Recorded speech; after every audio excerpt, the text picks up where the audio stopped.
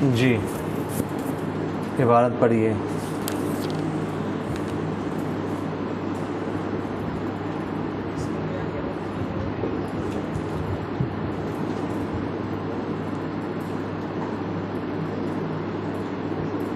التحق بالواسطة بما كان المعنى في الوضع كالزكاة والصوم والحج فإن هذه الأفعال بواسطة حاجة الفقير واشتهاء النفس وشرف المكان تضمنت إغناء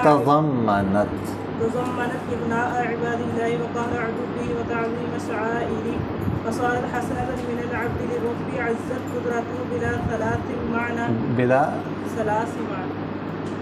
ثالث لکھا یا ثلاث لکھا ہوا؟ جی. بلا ثالث معنى لكون هذه الوسائل ثابتا بخلق الله تعالى مضافة إليه وحكم هذين النوعين واحد وهو أن الوجوب متى ثبت لا يسقط إلا بفعل البادئ أو باعتراض ما يسقط بعينه والذي حصل بمعنى في غيره نوعان ما يحصل المعنى بعده بفعل المقصود كالوضوء والسعي إلى الجمعة وما يحصل المعنى بفعل المأمور به كالصلاة على الميت والجهاد وإقامة الحدود فإنما فيه من الحسن من قضاء حق وكبت أعداء الله تعالى والزجر عن المعاصي يحصل بنفس الفعل وحكم هذين النوعين واحد أيضا وهو بقاء الواجب بوجوب الغير وسقوطه بسقوط الغير. جی بسم اللہ الرحمن الرحیم.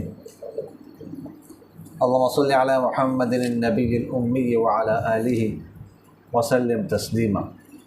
وما التحق بالواسطة بما كان المعنى في وجه. اور دوسری قسم جو ملحق ہو جائے، مل جائے واسطے کے ساتھ، بما اس قسم کے ساتھ مل جائے، کان المعنی فی وضعہ، جس کی وضع میں، جس کی ذات میں معنی موجود ہے. کالزکوٰۃ، جیسے زکوٰۃ ہے، روزہ ہے، حج ہے. فإن هذه الأفعال، بے شک یہ افعال جو ہے، بواسطۃ حاجت الفقیر، فقیر کی حاجت کے واسطے کے ساتھ اور نفس کی خواہش کے واسطے کے ساتھ اور مکان کی عزت کے واسطے کے ساتھ تضمنت شامل ہو گئے ہیں. اغناء عباد اللہ، اللہ کے بندوں کو غنی کرنے کے، وقہر عدوہ، اور اس کے دشمن کو مغلوب کرنے کے شامل ہو گئے. وتعظیم شعائرہ، اور اس کے شعائر کو تعظیم کرنے پر مشتمل ہے. فصارت حسنۃ، بس یہ افعال حسن ہو گئے، من العبد، بندے کی جانب سے، للرب، اللہ کے لیے، بلا ثالث، بغیر کسی واسطے کے، ثالث کے، معنی طور پر. لکون هذه الوسائل، ان واسطوں کا ہونے کی وجہ سے، کیا ہونے کی وجہ سے، کہ ثابتتاً، یہ ثابت ہے واسطے، کہ خلق اللہ تعالی، اللہ تعالیٰ کے پیدا کرنے کے ساتھ، مضافتاً الیہ، اس کی طرف منسوب ہوتے ہوئے. وحکم هذین النوعین واحد، اور ان دونوں قسموں کا حکم ایک ہے. وہ یہ کہ ان الوجوب، کہ بے شک وجوب، متى ثبت، جب ثابت ہو جائے، تو لا یسقط، تو نہیں ساقط ہوتا، الا مگر، بفعل الواجب، واجب کو ادا کرنے کے ساتھ، او باعتراض، یا عارض، کوئی ایسا عارض پیش آنے کے ساتھ، یسقطہ بعینہ، جو اس کو کیا کر دے، بعینہ، بغیر واسطے کے ساقط کر دے. والذی، اور حسن لمعنى فی غیرہ، وہ جو حسن لمعنى فی غیرہ، اس کی بھی دو قسمیں. ما يحصل المعنى بعد الفعل المقصود،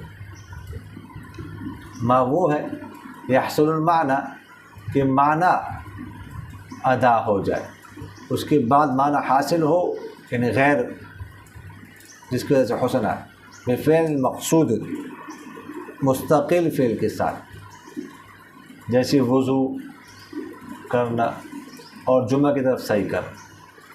وما يحصل المعنی، اور دوسری قسم کہ معنی حاصل ہو جائے بفعل معمول بھی، معمول بھی کو ادا کرنے کے ساتھ، كالصلاة علی المیت، جیسے میت پر نماز پڑھنا، والجہاد، اور جہاد کرنا، واقامت الحدود، اور حدود قائم کرنا۔ بے شک ان میں حسن ہے، کس کی وجہ سے؟ من قضاء حق، حق کو ادا کرنے کی وجہ سے، اور اللہ کے دشمن کو جو ہے وہ زیر کرنے کو، مغلوب کرنے کی وجہ سے، اور معاصی سے جو ہے نا وہ ڈانٹنے بچنے کی وجہ سے۔ یحصل بفعل، بنفس الفعل، یہ حاصل ہوتے ہیں نفس فعل کو ادا کرنے کے ساتھ۔ وحکم هذین النوعین واحد ایضا، اور ان دونوں قسموں کا حکم بھی ایک ہے، اور وہ بقاء الواجب بوجوب الغیر، وہ واجب کا باقی رہنا غیر کے وجوب کے ساتھ، وسقوطہ بسقوط الغیر، اور واجب کا ساقط ہونا غیر کے ساقط ہونے کی وجہ سے۔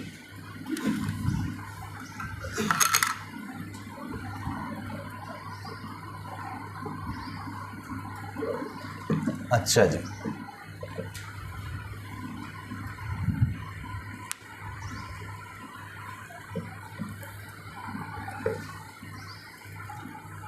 ہم نے پڑھا تھا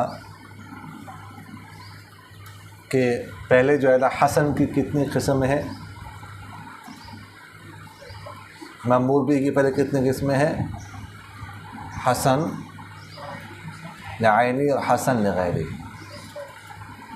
پھر جو حسن لعینی ہی ہے اس کی کتنی قسمیں ہم نے پڑھی تھی؟ 2۔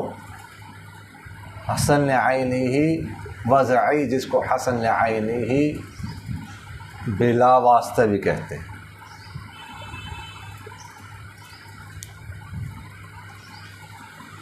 اور دوسری قسم کون سی ہے؟ حسن لعینی ہی جی بالواسطہ یا شرعی۔ اب دوسری قسم کو یہاں سے ذکر کرنے لگے۔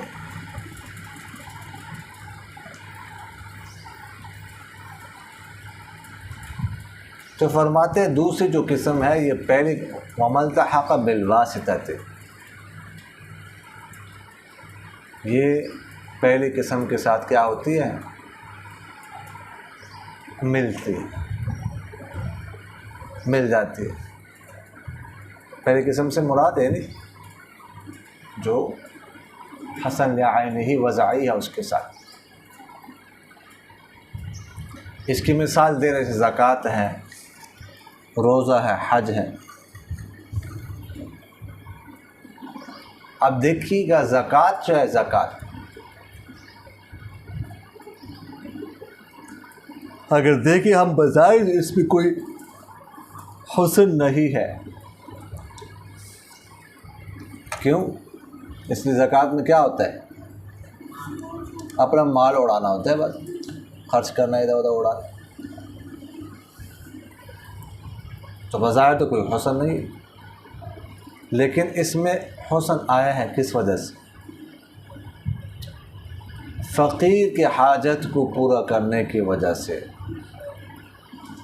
فقیر کو جو کہ اللہ کا بندہ ہے اس کو غنی کرنے کی وجہ سے۔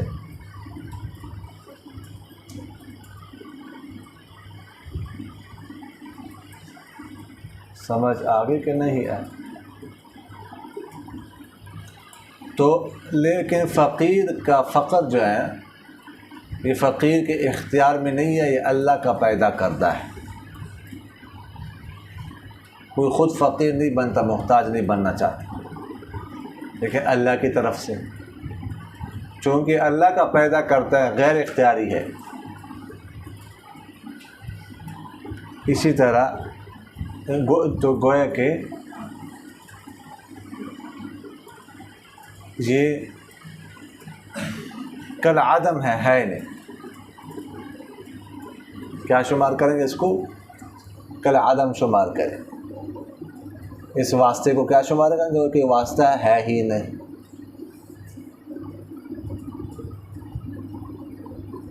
اسی طرح روزہ رکھنا. اب روزے میں بظاہر کوئی حسن نہیں ہے. روزے میں کیا ہوتا ہے؟ اپنے نفس کو مشقت میں ڈالنا ہوتا ہے، نفس کو عذاب دینا ہوتا ہے، بھوکا رکھنا ہوتا ہے. خاص کر مولوی صاحب کے لیے پھر بھوکا رہنا اور زیادہ مشکل ہے. سمجھ آئے کہ نہیں؟ مشہور ہے کہ مولوی صاحب اگر اس کا پیٹ بھرا ہوا بھی ہو نا، پیٹ بھرا، پھر وہ جو بھوکا بھیل ہوتا ہے اس جتنا کھا سکتا ہے. سمجھ آ گئی کہ نہیں؟ تو مولوی کے لیے تو زیادہ مشکل ہے. لیکن اس میں حسن آیا ایک واسطے کی وجہ سے. وہ واسطہ کیا ہے کہ نفس کو کیا کرنا؟ زیر کرنا، نفس کو مغلوب کرنا. اور نفس کو مغلوب کرنا یہ کیا ہے؟ محمود ہے، اس میں حسن ہے. یہ تو اچھی بات ہے. نفس ہمارا دشمن ہے، اس کو مغلوب کرنا چاہیے.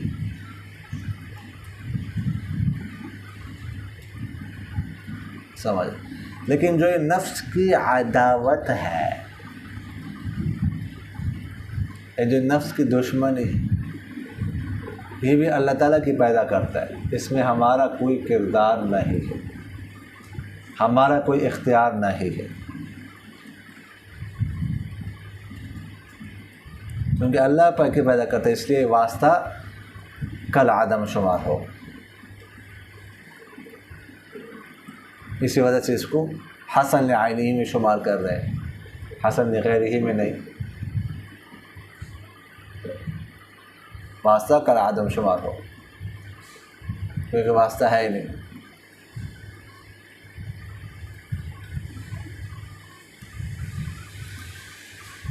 اسی طرح حج ہے. حج کو دیکھ لیجئے. حج میں کیا ہوتا ہے؟ جی حج میں جی 2 چادریں پہن لو، احرام باندھ لو، سر بھی ننگا کرنا ہے، چہرہ بھی ننگا رکھنا ہے، وغیرہ ذالک. اور بس کچھ پہاڑ ہیں، جا کے ان پہاڑوں میں جا کے بیٹھنا ہے. سمجھا کہ غیر آباد. اور بیت اللہ کا طواف کرنا ہے. سمجھا. لیکن بظاہر تو ان میں کوئی حسن نہیں ہے.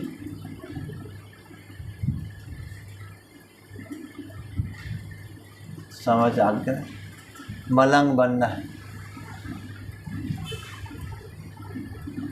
بظاہر تو کوئی حسن نہیں، لیکن حسن پیدا ہوا ہے اس میں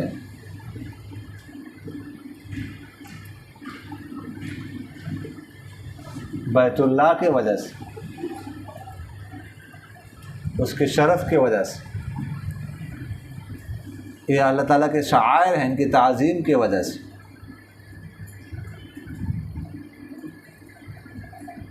سمجھا. اب بیت اللہ میں یا شعائر میں جو اللہ تعالیٰ نے شرف رکھا ہے، اللہ تعالیٰ نے رکھا ہے، ہم نے نہیں رکھا. ہمارا اس میں کوئی کردار نہیں ہے. تو اس واسطے کی وجہ سے اس میں حسن پیدا ہو گیا. چونکہ واسطہ اللہ تعالیٰ کا پیدا کرتا ہے، تو گویا کہ یہ واسطہ ہے ہی نہیں، ایک عدم ہوگا. اس لیے اس کو حسن لعینہ میں کیا کریں گے؟ شمار کریں. بغیر ہی ملے.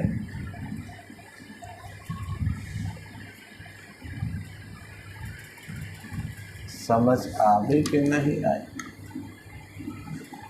تو یہ جو ہے یہی بات یہاں پر کر رہے ہیں کہ لہٰذا یہ اگرچہ واسطے ہیں لیکن واسطے کل عدم شمار ہوں گے اور اس کو حسن عینی ہی میں شمار کریں گے، پہلے قسم کے اس کو ملحق کر دیں گے. فرماتے ہیں وَحُكْمُ هَذَيْنِ النَّوْعَيْنِ وَاحِدٌ،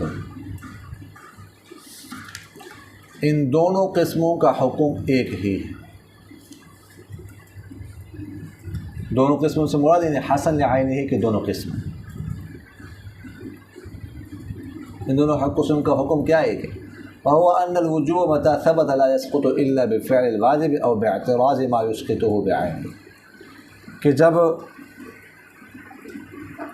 وجوب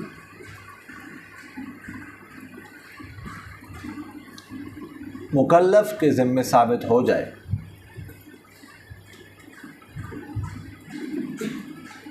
تو وہ دو صورتوں میں ساقط ہوتا ہے. دو صورت میں سے کوئی صورت پائی جائے تب ساقط ہوگا، وگرنہ اس کے علاوہ وہ ذمے سے ساقط نہیں ہوتا. پہلی صورت کہ اس کو ادا کیا جائے، اس فعل کو ادا کیا جائے. نماز ہے، ذمے میں واجب ہو گئے،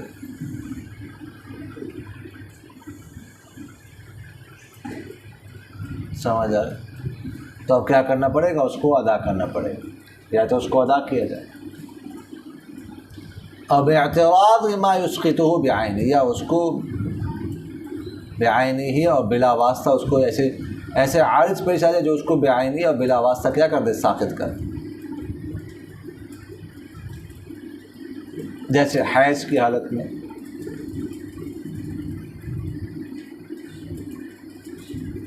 نماز کا وقت تو ہے، سمجھا؟ نماز ذمے میں ابھی ہو گئی تھی لیکن ابھی وقت نکلنے سے پہلے کیا ہو گیا؟ حیض آ گیا، ساقط ہو گئی. نفاس آ گیا، ساقط ہو گئی. جنون لاحق ہو گیا تھا، جنون طاری ہو گیا، ساقط ہو گئی. تو سمجھ آ گئی پہ نا؟ الا بفعل واجب او باعتراض ما یسقطہ بعینہ، اس کا یہ مطلب ہے یا اس کو ادا کیا جائے یا کوئی عارض ہو جو اسے کیا کر دے؟ بعینہ ہی ساقط کر دے.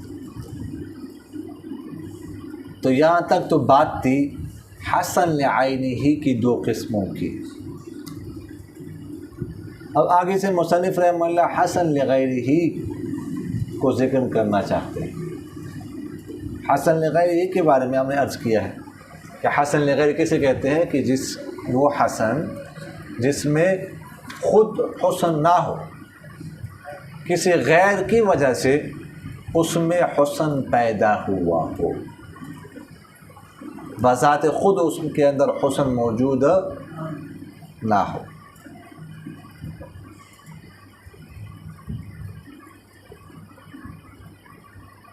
سمجھ آ رہی کہ نہیں؟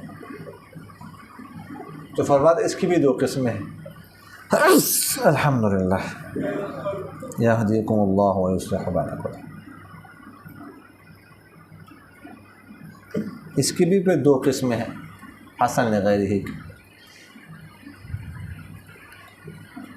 نمبر ایک، حسن لغیرہ کی پہلی قسم وہ ہے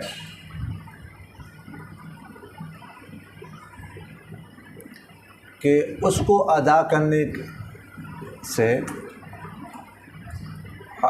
حسن لغیرہ کو ادا کرنے کی وجہ سے وہ غیر جس کی وجہ سے اس میں حسن آیا ہے وہ ادا نہ ہو بلکہ اس کو الگ سے ادا کرنا پڑے۔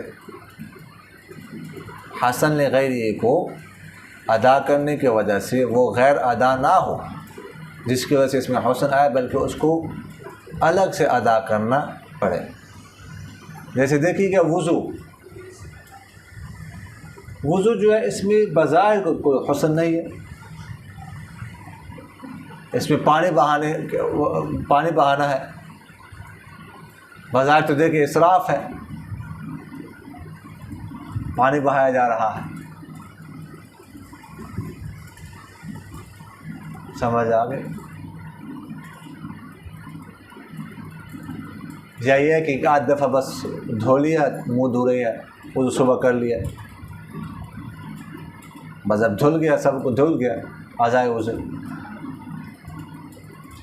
تو پھر بار بار دھونا، بظاہر تو اس میں کوئی حسن نہیں، لیکن حسن اس میں آیا ہے کس وجہ سے؟ نماز کی وجہ سے، کہ وضو کیا جاتا ہے کس لیے؟ نماز کی ادائیگی کے لیے، اور نماز بذات خود کیا ہے؟ حسن ہے، چونکہ نماز کی وجہ سے جو کہ غیر ہے حسن پیدا ہوا وضو میں، اس لیے اس کو حسن لغیرہ ہی کہتے ہیں۔ اب وضو کرنے سے نماز ادا تو نہیں ہوتی، وضو کرنے کے بعد نماز کو الگ سے ادا کرنا پڑتا ہے۔ ایسا نہیں کہ وضو کر لی بس نماز ہو گئی، نماز پڑھنے کی ضرورت نہیں، نماز الگ سے پڑھنی پڑے گی۔ اس طرح سعی الی الجمعہ، جمعے کی طرف جانا،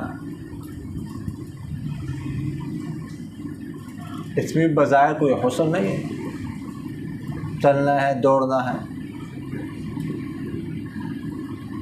سمجھ آ گئی کہ نہیں آئی؟ اس میں کیا حسن؟ لیکن حسن پیدا ہوا ہے جمعے کی وجہ سے، اور جمعہ حسن ہے، تو غیر کی وجہ سے اس میں حسن پیدا ہوا، اس لیے حسن لغیرہ ہی ہے۔ لیکن کیا صحیح کرنے سے جمعہ ادا ہو جائے گا؟ اس کو جاتا ہے مسجد کی طرف پاس جائیں، باہر سے مولوی صاحب سے کہا السلام علیکم ورحمۃ اللہ وبرکاتہ، ٹھیک ٹھاک پٹ پاٹ، ٹھیک ہے، واپس آ جائیں، یہ جمعہ ہو جائے گا؟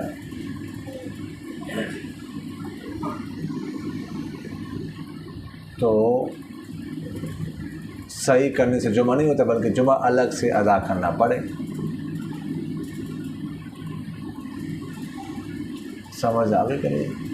تو پہلی قسم حسن لغیری وہ ہے کہ اس کو ادا کرنے سے وہ غیر جس کی وجہ سے اس میں حسن پیدا ہوا وہ ادا نہ ہو بلکہ اس کو ادا کرنے کے لیے الگ سے فعل کرنا پڑے۔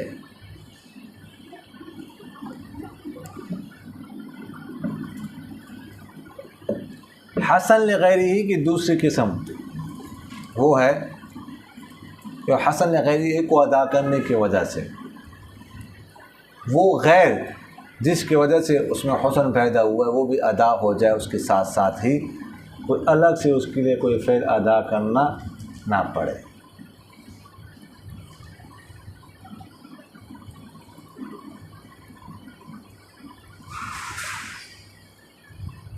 اس کی کچھ مثالیں دے رہے ہیں، جیسے نماز جنازہ،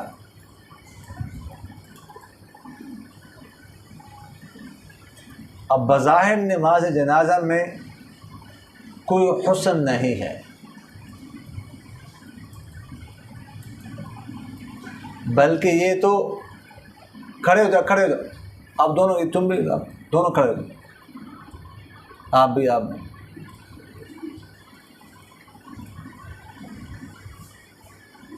بظاہر تو اس میں کوئی حسن نہیں ہے، اس لیے کہ یہ بتوں کے ساتھ، بتوں کی عبادت کے مشابہ ہے،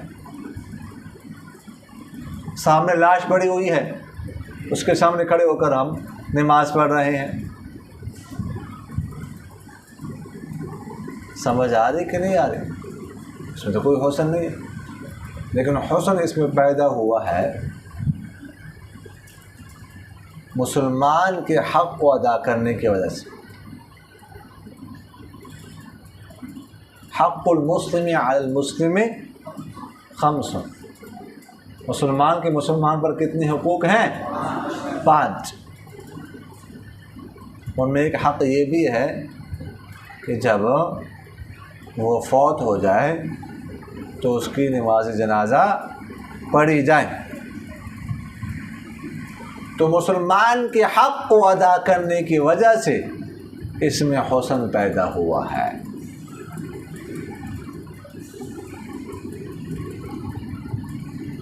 لیکن یہ جو غیر جس کی وجہ سے اس میں حسن پیدا ہوا ہے،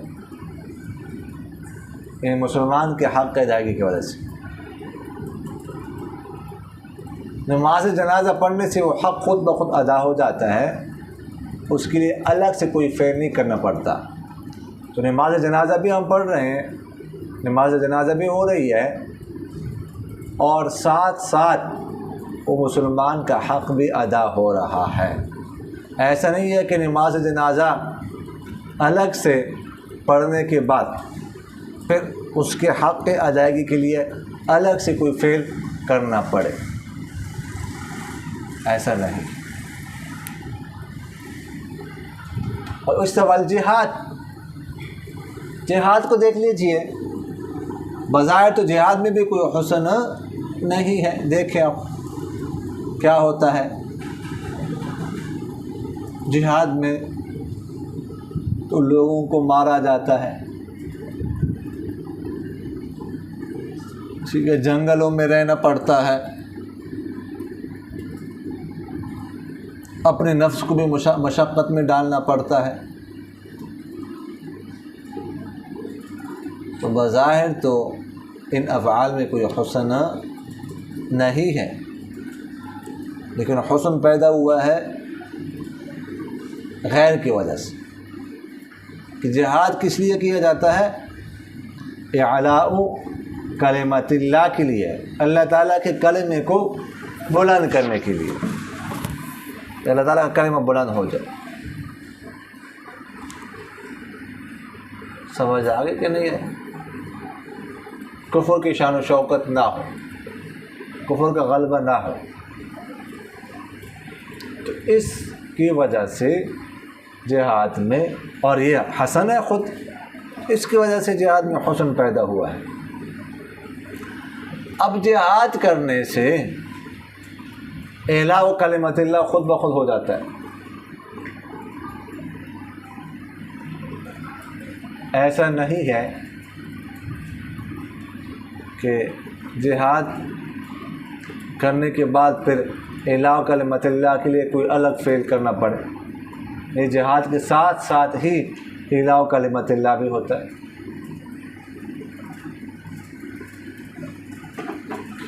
سمجھ آگے کہ نہیں ہے؟ اسی طرح اقامت الحدود ہے، حدود قائم کرنا۔ اب حدود قائم کرنے میں تو بظاہر کوئی حسن نہیں ہے، حدود قائم کرنے میں ہاتھ کاٹا جاتا ہے، بظاہر دیکھے کہ مسلمان کو کتنی تکلیف دی جاتی ہے، تڑپ رہا ہوتا ہے وہ، اس طرح کسی کو کوڑے لگائے جاتے ہیں، عذاب دیا جا رہا ہے، یا سنسار کیا جاتا ہے پتھر مار مار کے، خوفناک سزا ہے۔ تو بظاہر تو اس میں کوئی حسن نہیں، لیکن یہ جو حدود قائم کی جاتی ہے، ان کا مقصد کیا ہوتا ہے؟ معاصی سے، گناہوں سے لوگوں کو بچانا، گناہوں کے روک تھام کے لیے، گناہوں کے سد باب کے لیے ایسا کیا جاتا ہے، کہ تاکہ لوگوں کو ایک ڈر ہو کہ اگر ہم یہ کام کریں گے تو ہمیں فلاں سزا دی جائے گی. جب سزا کا خوف ہوگا تو گناہ نہیں کریں گے. اگر کوئی سزا نہ ہو پھر تو انسان گناہ کرتا رہتا ہے. لیکن جب اس کو پتہ ہے کہ اگر میں نے یہ کام کیا تو مجھے سزا ملے گی تو وہ کام کرنے سے پہلے 100 دفعہ وہ سوچے گا. کوئی کسی کو قتل کرتا ہے، اس کو پتہ ہے کہ مجھے قتل کیا جائے گا قصاصاً، تو قتل کرنے سے پہلے سوچے گا. اگر اس کو پتہ ہو کہ مجھے کسی نے کچھ نہیں کہنا تو آئے روز آپ دیکھیں پھر کتنے قتل ہوتے ہیں، ہزاروں میں قتل شروع ہو جائیں گے. ہر بندہ دوسرے کو قتل کرے گا، لاکھوں قتل ہوں گے. تو یہ گناہوں کے سد باب کے لیے حدود قائم کی جاتی ہے. تو اس وجہ سے اس میں اقامت الحدود میں حسن پیدا ہو گیا، اس غیر کی وجہ سے حسن غیری بن گئے. لیکن حد قائم کرنے کے ساتھ ساتھ وہ جو غیر جس کی وجہ سے حسن پیدا وہ بھی ادا ہوتا ہے. یہ نہیں ہے کہ حد الگ سے قائم کرو اور گناہوں کے سدباب کے لیے بھی الگ سے فعل کرو، نہیں، بلکہ دونوں ساتھ ساتھ ہی ہوتے ہیں. حدود حد بھی قائم ہو رہی ہے اور ساتھ ساتھ گناہوں کا سدباب بھی ہو رہا ہے. سمجھ آ گئی؟ فرماتے ہیں حکم هذین النوعین واحد ایضا. یہ جو حسن لغیرہ کی دو قسمیں ہیں ان کا حکم بھی ایک ہی ہے.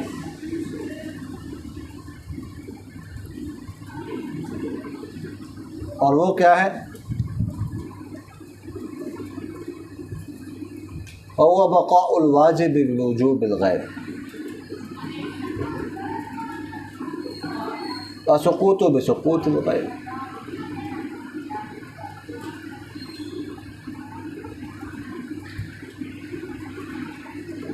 فرماتے ہیں کہ وہ دونوں قسم ہے کہ جب تک وہ غیر جس کی وجہ سے حسن آیا ہے وہ غیر باقی ہے تو واجب بھی باقی، وہ غیر ساقط تو واجب بھی ساقط.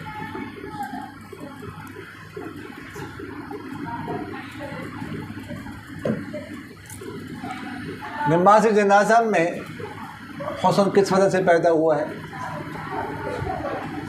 مسلمان کے حق کی وجہ سے. مسلمان کا حق باقی، نماز جنازہ بھی باقی.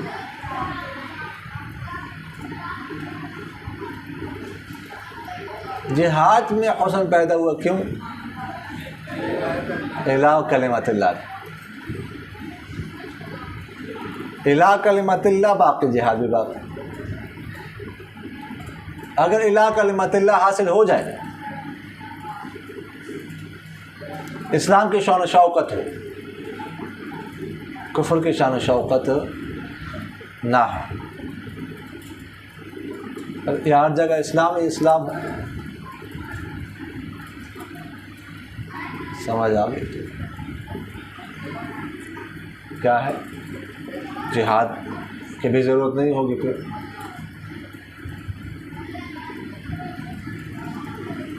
سمجھ آ گئی؟ جہاد کی پھر ضرورت تو نہیں ہوگی.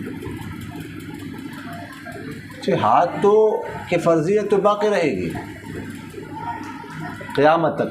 الجہاد ماض الی یوم القیامہ، قیامت تک جاری رہے گا. لیکن فرضیت تو جاری رہے گی. لیکن اصل جہاد کرنے کی علت کیا ہے؟ کفر کی شان و شوکت. اگر وہ ختم تو پھر جہاد کرنے کی بھی ضرورت نہیں. سمجھ آگے کہ نہیں آئے؟ آ گئی یا آئی گئی، وما علینا الا البلاغ،